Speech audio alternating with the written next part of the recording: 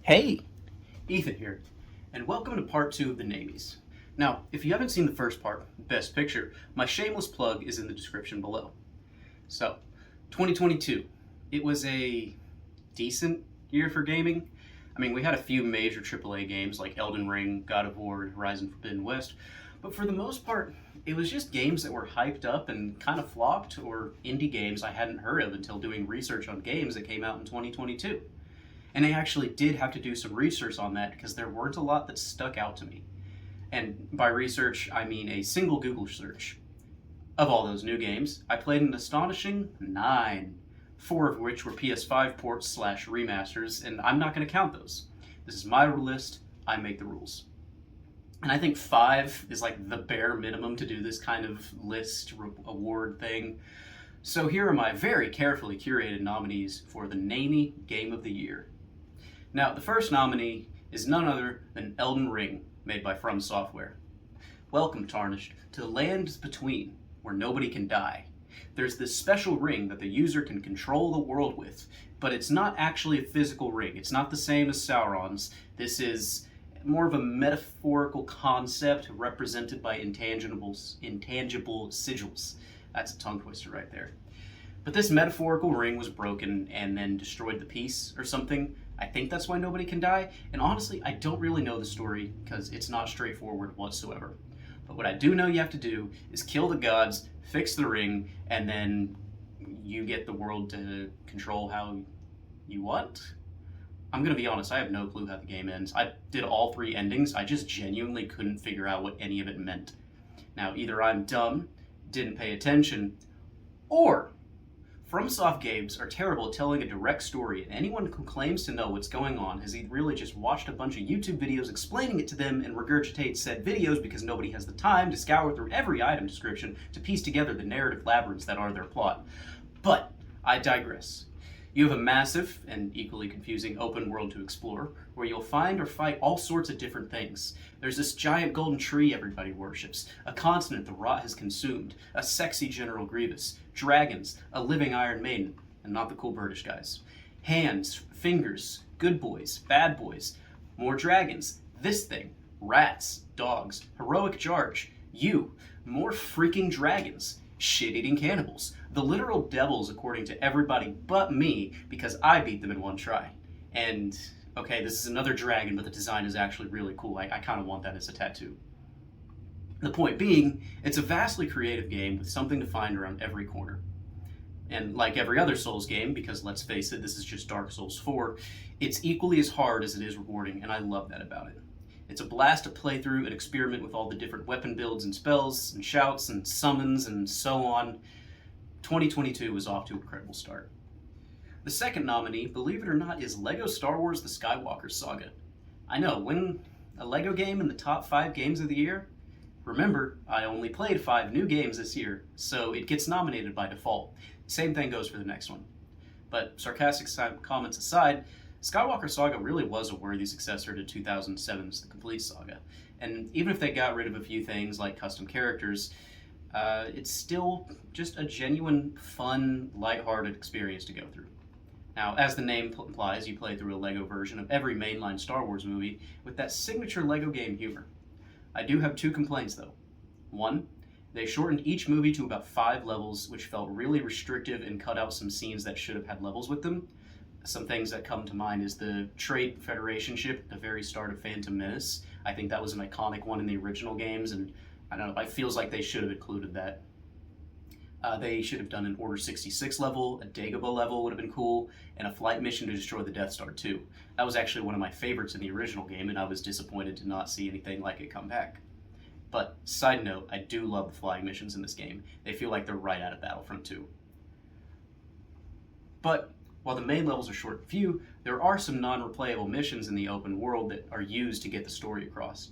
Now, these levels are really just following a waypoint or doing a small task, but it still bridges the gap between the individual actual missions to help, get the story along. My other complaint is kind of a backwards one, actually. It's that there's so much to do in the open world that going for 100% is a daunting slog to get through. Seriously, there's over like 1,000 collectibles across 20 planets, and at a certain point, you're just padding the game out, and you don't even get anything past a certain amount of collectibles.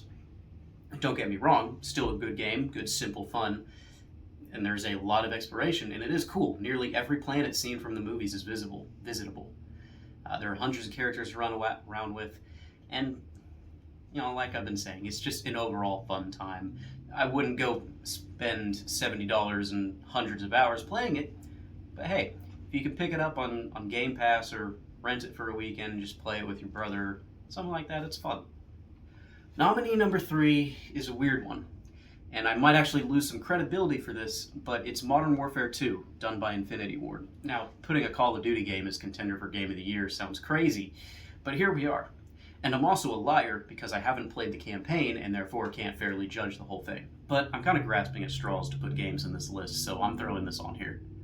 Now, for multiplayer, there's a whopping 13 maps. Ooh, so many. 2 of these maps are remake, 2 of them are just outright bad and I quit the game anytime I load onto them, and about 3 are noteworthy, and the rest are pretty forgettable.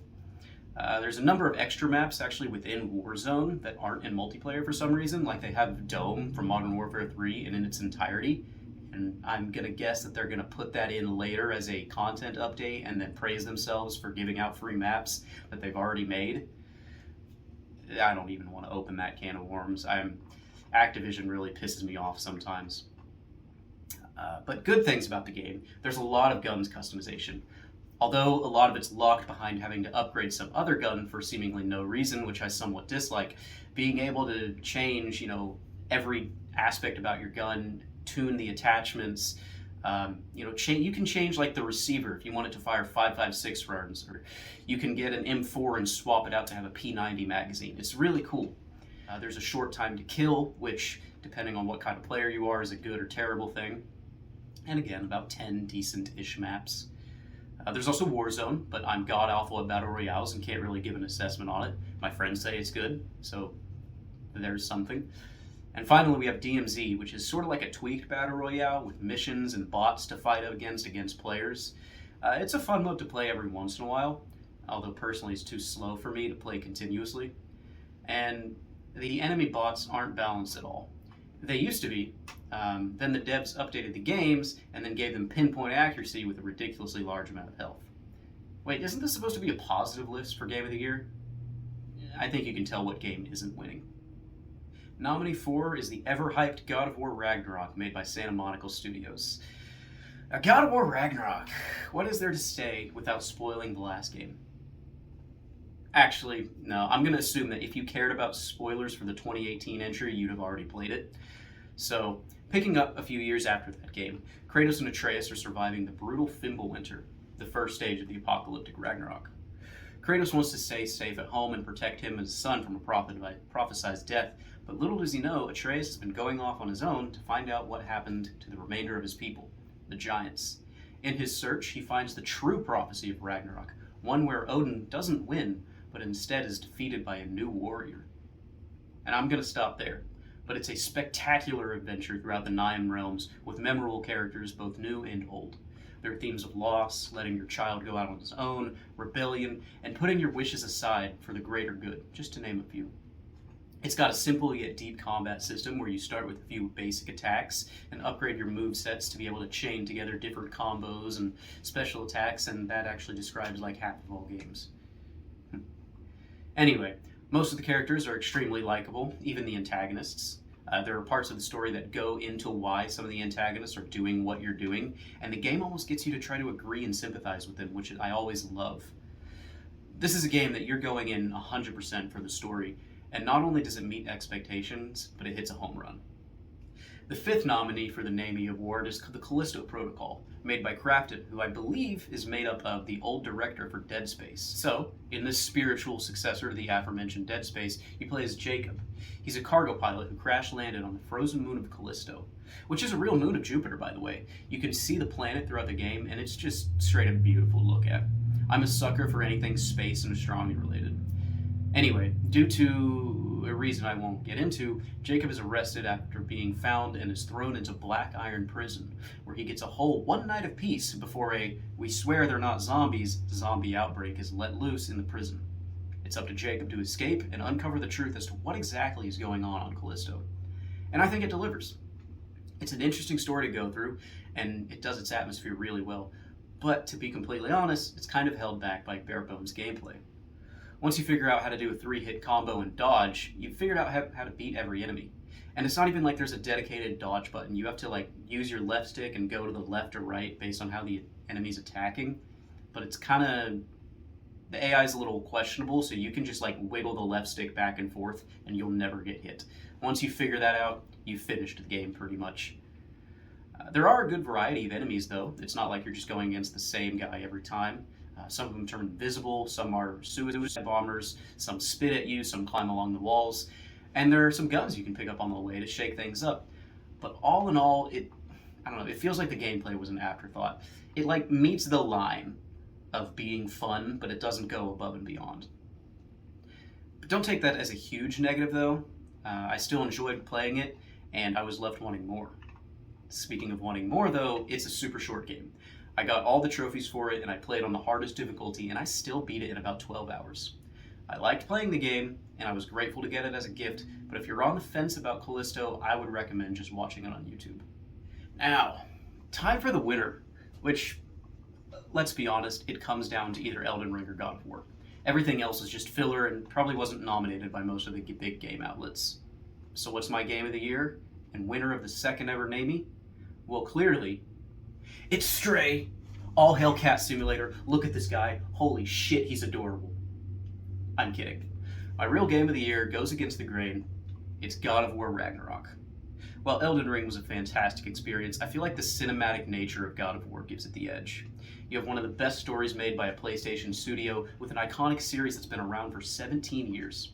17 years we've watched Kratos, the ruthless killing machine, and while God of War 2018 showed us he can somewhat mellow out and settle down, this game shows that he can change his actions and emotions. Seeing Kratos display feelings of love, fear, and sadness is surreal, and it's an excellent development of the character.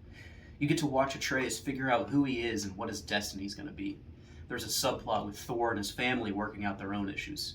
Odin has this item he's trying to figure out, and the game really puts you in the headspace of wondering what the hell it does and why it's so important. It delves into Freya's relationship with her late son, and even gives the two dwarf blacksmiths more backstory and development. One last thing about the writing, Odin and Thor are awesome characters. Thor isn't this perfect hero that Marvel makes him out to be. He's more so a jaded brute who's Odin's lapdog. And that kind of sounds like a lame explanation, that he's not this big golden god. But he is literally a force of nature. When he's fighting on screen, he just demolishes everything, and it's so cool to watch, even though you fight against him multiple times. Ryan Hurst is the actor, and he gives it his all, stealing the show with any scene he's in. Odo's actor is Richard Schiff, I don't really know how to pronounce that, but he plays the master manipulator really well.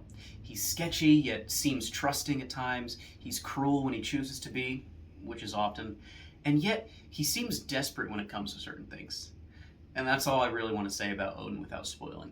But I love watching him weasel his way through conversations, ensuring that he gets his way. Like I mentioned earlier, the game is a lot of high-energy combat with all sorts of combos to pull off and different weapons to use. You can select special attacks to work with your playstyle. There are RPG elements with armors and different specializations. You can upgrade said armors and weapons. And I think from the gameplay perspective, it's equally as good as Elden Ring. The one flaw I can think of is that Mimir and Atreus do not shut up during fights. They're always shouting quips and giving tips like, "Use a shield strike, brother," or "Dad, watch the fire," and it gets really annoying to hear those same lines over and over.